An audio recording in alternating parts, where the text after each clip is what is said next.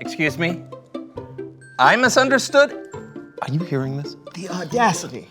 Yes. Let me see if I got this correct. I purchased a stick from your website and you know what? You tell me what this product is called. A walking stick. That's right, a walking stick. And let me ask, what is the subject of a walking stick? Oh, you don't understand? I don't understand. Well, let me break it down for you. The subject is the stick, and the word walking is a present participle used as an adjective to describe the action of the stick. Thank you. I've had this walking stick for 12 hours, and I have not seen it take a single step. Not a single Whoever step. heard of a walking stick that doesn't even walk? No. I need to know what you're gonna do about this to make it right, and I want you to call me back. Yeah. Yeah! Oh, it's a falling stick now. Now, fine, falling stick. You want to go to brunch? Yeah. All right.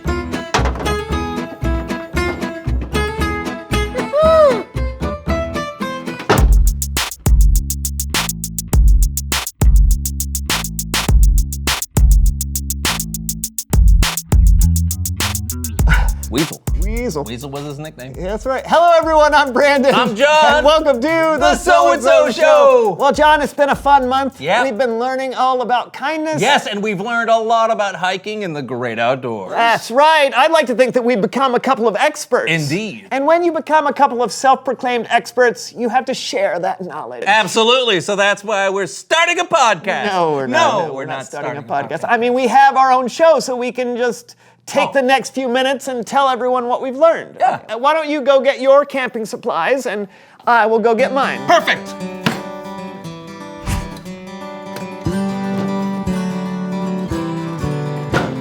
Welcome to the Ultimate Camping Guide with Brandon. and John. Looking good, What buddy. are you wearing? Only the best. You're in a tuxedo. Yeah, with designer hiking boots. I don't know about that. Why don't you show the rest of us in here what you brought in your camping starter kit? Starter set. Yeah, I assume you have more than just that. No, and what are you talking about? You're wearing a tuxedo and hiking boots. Designer hiking boots. Whatever. And that's not all I have. Okay. Well, it looks like I'm gonna have to take this over. So, when you're camping, it's important to travel light. For shelter, I have my lightweight tent. There we go. I have a sleeping bag packed as tight as possible to not take up too much space. Let's see, I have waterproof matches, a water bottle, and water filter. You don't want to be carrying a lot of water with you, so you'll want to filter some along the way. Oh, I carry all of my water with me. What? That's gonna really weigh you down. Not really. Just let me handle this, all right. Hey, the best part of camping is unplugging. And there's a good chance that you'll be out of cell range, so you want to make sure that you have a good map and a compass. Yeah, I'm not so sure you should be the one claiming to be an expert because there's an app for that. John, just trust me on this one, all right? Of course. All right, you need a small thing of toiletries, biodegradable TP if you don't want to use leaves, Yeah. and a small shovel. Wait. What is that for? You know, for, No. yeah, of course. Okay. Yeah, fine. Okay, so finally, your food. Yeah, I only You're gonna take fresh vegetables and meat to grill. Well, you're not going to be able to keep that cold. I'm sure there's a way to do that. I think what you're talking about is car camping. I guess that's okay. Car camping counts. When you're car camping, you can take a few extra things. So, John, Hey there, yeah. Oh, no, go ahead and back it down the driveway, Earl. what is that? Oh, you'll see. There she is, huh? John, that is not camping. Well, we'll let the people decide. Now, just outside, we have our 35-foot Dreamliner Class A motorhome. You won't have to worry about finding water because you can carry it in your 80-gallon freshwater tank. 80 gallons? That doesn't include the 300 gallons of water that are in the hot tub. Hot tub? Yes. Oh, man. You're gonna need to relax after you hike. You can stretch or cool off in a creek. Well, sure, but you can also cool off with your top-of-the-line dual air conditioning units and then sit down and watch a movie on your 75-inch ultra-high-def TV screen. Or just look at the birds, or the stars, or read a book by firelight. I don't go camping not to have all the comforts of home. I go camping to treat myself. But that's not camping. You're just moving a luxury hotel near the woods. Camping in an RV is the only way to go camping. It is not. I'm not pooping in the woods. It's a natural human function. There is nothing natural about that. You know, Shovels? I don't even think you like camping. Yes, I do. I just think camping is different than you do. I can't anymore. It's Bible story time. Oh, yeah? Oh, yeah.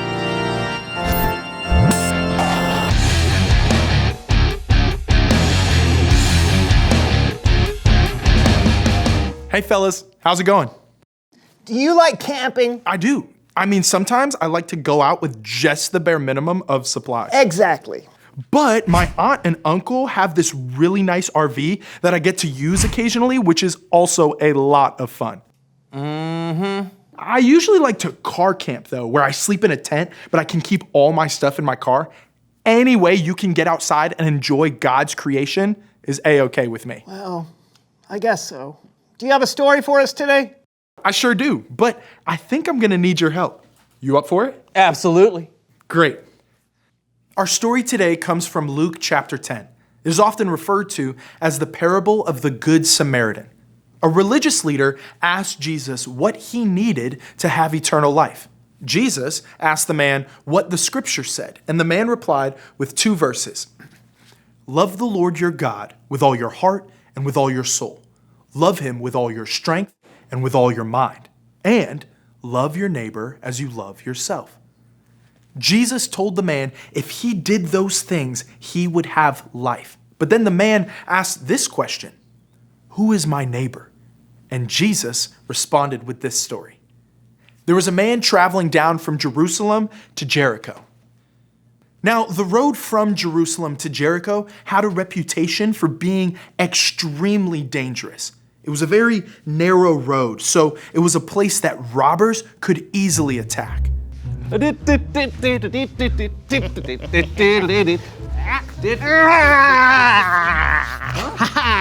Give me all your money. Wait. What? We're gonna do this the hard way, huh? Ow!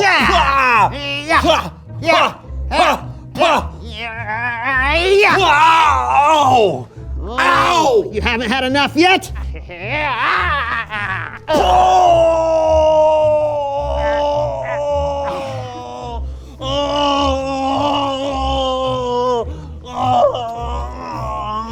Please stop!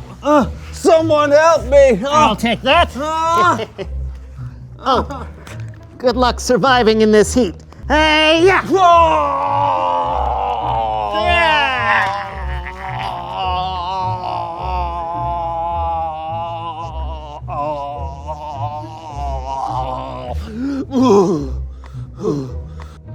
Oh, somebody! I'm going to die! Robbers had come and stolen from the man and beat him up and left him to die. But then a priest came walking by. Someone that was a religious leader and knew the scriptures about helping those who were suffering. Surely he would do the right thing. Well, let's see. Yeah. Stop making that horrible noise.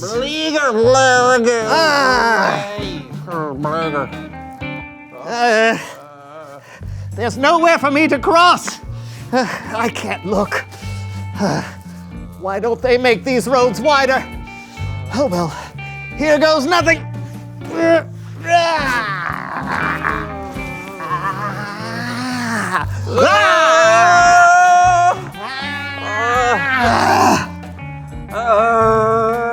Gross. I don't know if it was quite that dramatic, but in the story, the priest did not help the man. But up next was a Levite. He probably knew a lot of the scriptures. The priest didn't help, but surely the Levite would. Nope.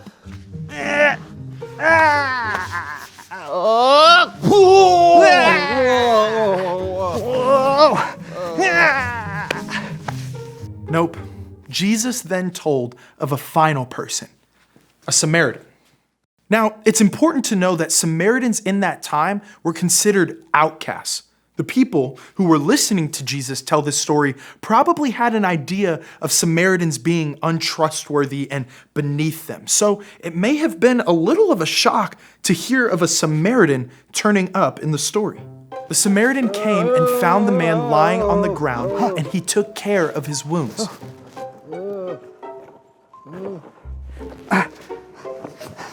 Here you go, friend.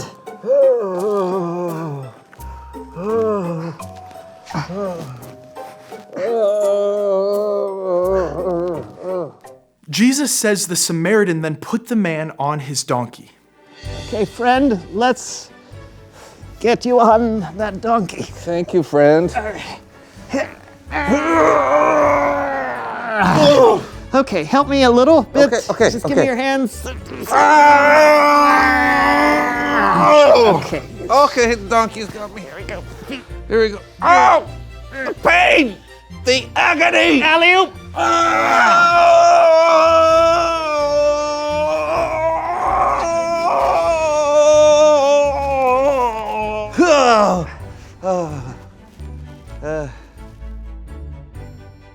Come along, donkey. Jesus goes on to say that the Samaritan not only took care of the man's wounds on the road, but that he brought him to an inn and took care of him there, and the next day paid the innkeeper to take care of him while he was gone.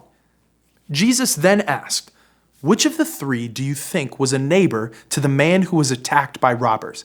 And the man who asked the question replied, "The one who felt sorry for him."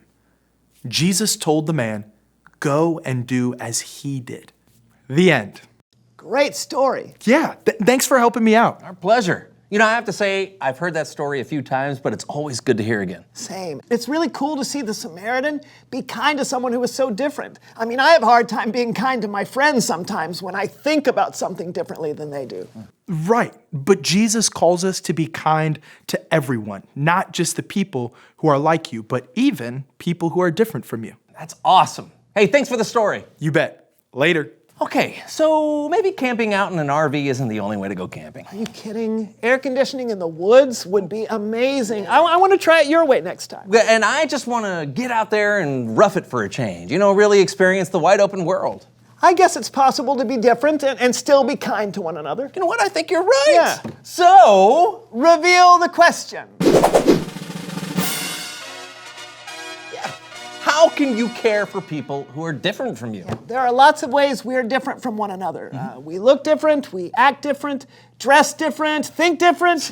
How can we care for each other? Yeah, maybe there's someone you feel like you have nothing in common with. Maybe you can eat lunch with them and ask them what they like to do for fun. You might know someone who doesn't speak the same language as you.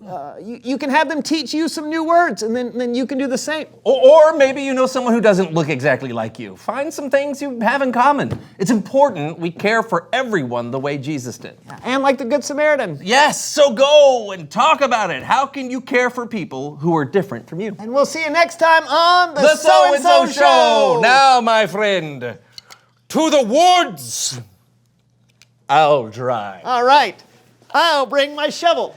You. It's best to be prepared. Right. I'll Where go we're first. going, we don't need shovels. Hey, we just got some handwritten correspondence in our So-and-so Show mailbag. Okay. It's a box, but all right. This is from Olivia in California. All right, here we go.